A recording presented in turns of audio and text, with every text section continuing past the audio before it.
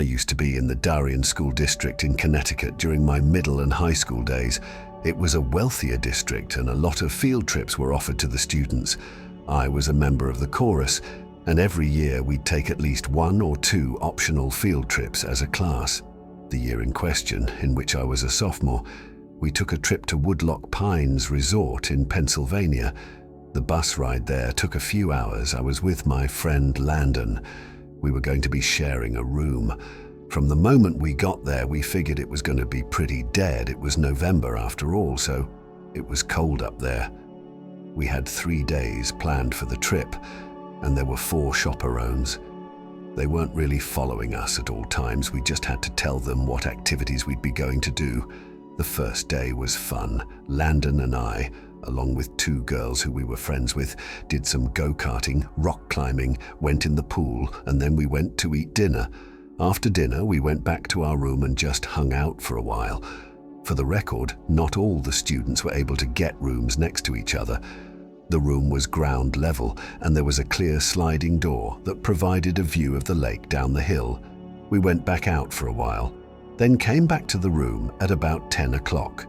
We left the blinds to the door open because the moon was giving off a cool reflection on the lake down below. Little did we know that would be the start of a nightmare.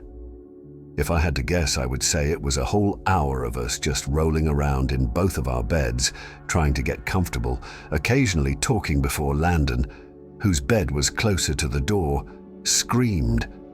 I had no idea what was going on, why he could have been screaming or if it was a joke, until I looked at the door. It was a sight from a horror movie.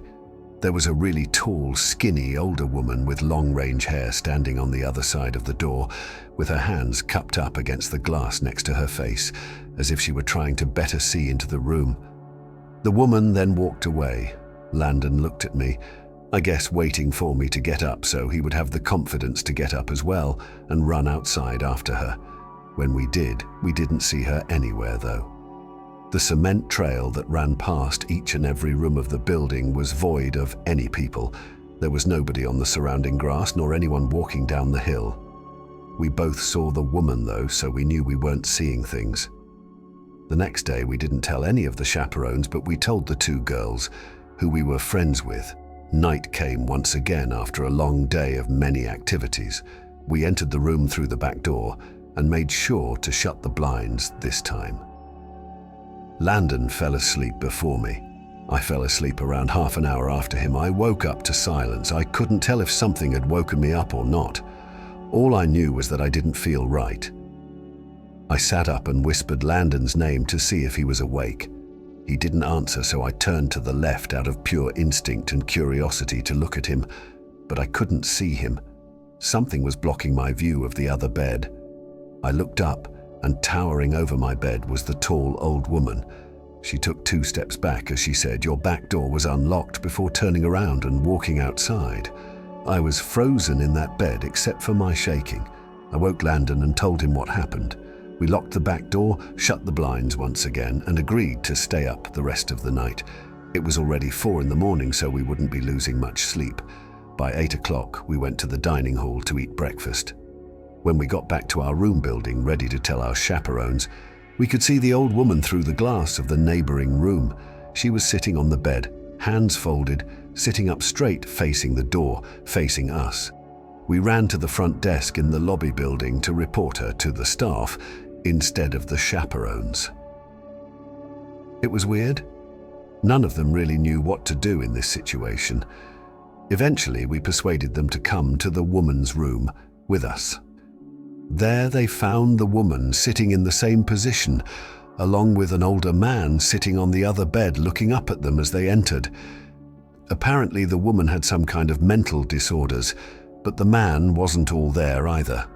There was something very off-putting about him, and they just weren't the kinds of people that you'd expect to see at a family-friendly resort. The staff wouldn't kick the 2 out like we hoped though, so we told our chaperones. Long story short, after a lot of arguing between chaperones and staff, we had to end the trip early and we all went home. The inland, and we're just happy to get out of there. When I was in the 4th grade, My class took a field trip to a rural zoo-type place about an hour away from our school. I remember vividly, it was a cloudy day with the occasional raindrop or two falling. The zoo was kind of small, but it was kid-friendly. It had a decent amount of habitats, mostly smaller animals though, nothing exotic.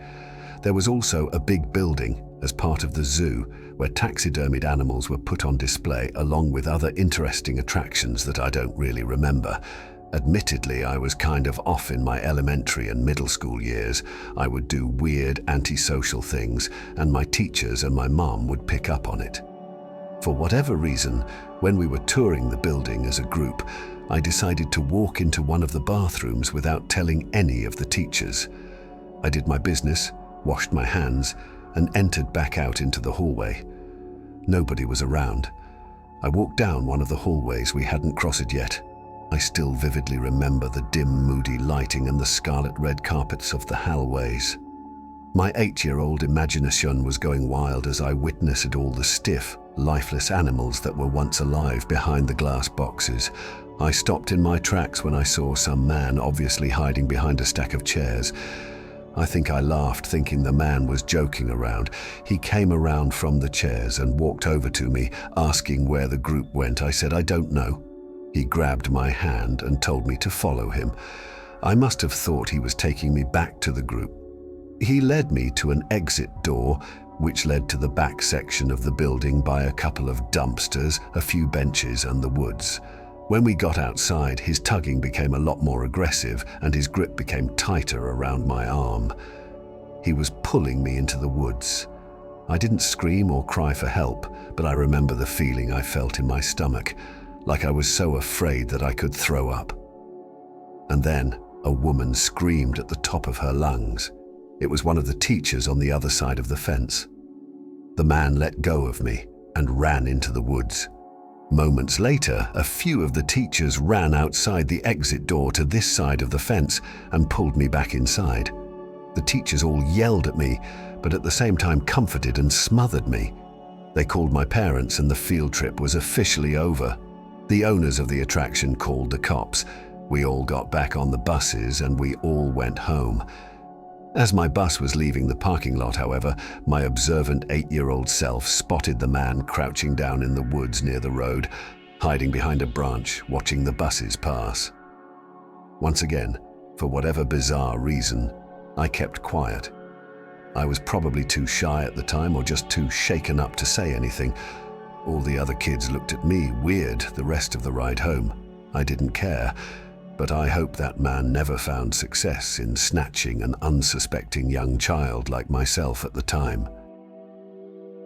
Back in high school, I took a mysteries and mythology type class or something like that. I don't remember the name of the class. It basically just had to do with real-life mysteries and creepy shit.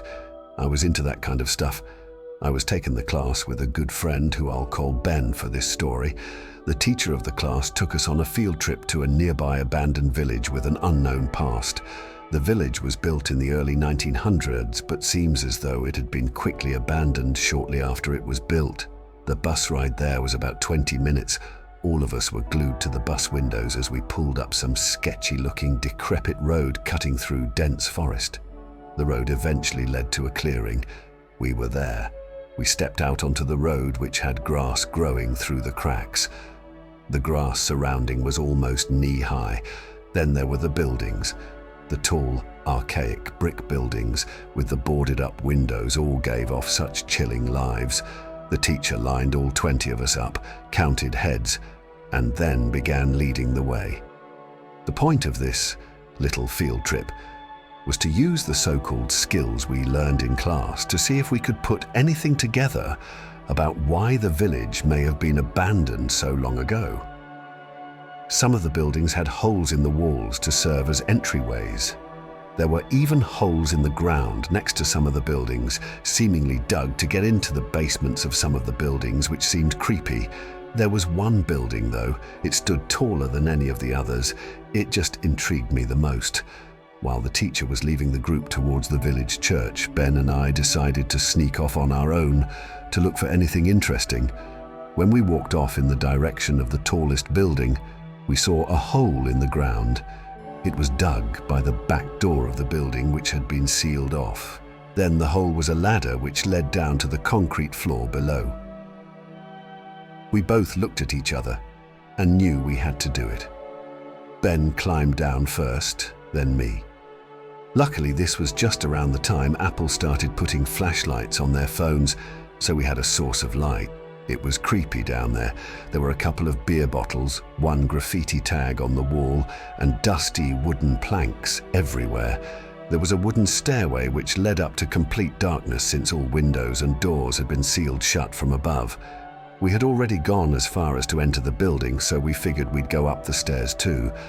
I went first, and with each step, the creakiness of the 100-year-old wood made me feel as if I was going to fall through each and every step. Ben followed suit. This floor of the building was very tight. It seemed like there were many openings going off into different smaller rooms. It was so dark in there you would never even guess it was daytime. Ben and I were honestly starting to get creeped out in there and agreed to go back outside. But just then, there was a noise in one of the tiny rooms, like a big rock hitting the concrete floor. A normal instinct would be to run, but Ben and I froze, locked eyes for a moment, then both tiptoed over to the opening of the room. We shined the lights into the room and ran. We ran back down the stairs and then up the rusty ladder back outside. We caught up to the group out of breath. We didn't say anything, though, to avoid getting in trouble. One of our classmates asked us what was wrong. We told him we snuck into one of the buildings, and in one of the rooms, when we shined the light into it, we saw 3 guys standing maybe 10 feet away from the doorway, facing Ben and I in a weird formation, as if they were waiting for us. As we continued following the group, we paid extra attention to the tall building we entered from the distance, and before leaving, we saw a person's face at one of the higher-level windows that had not been boarded up. We never told the teacher in fear of getting in trouble. We didn't know what to think. Were those just homeless people living in there? Were they gang members and hiding? Ben freaks me out with his theory. He says they were ghosts of the people who once lived in the town. Still, the way the 3 guys were just hauntingly standing there, so calmly staring at us the moment we peeked our heads through that doorway, I still can't get that image out of my head. I may go back to that village one day just to prove Ben's idea wrong. Subscribe to my channel and don't forget to turn on notifications to see you in the next story.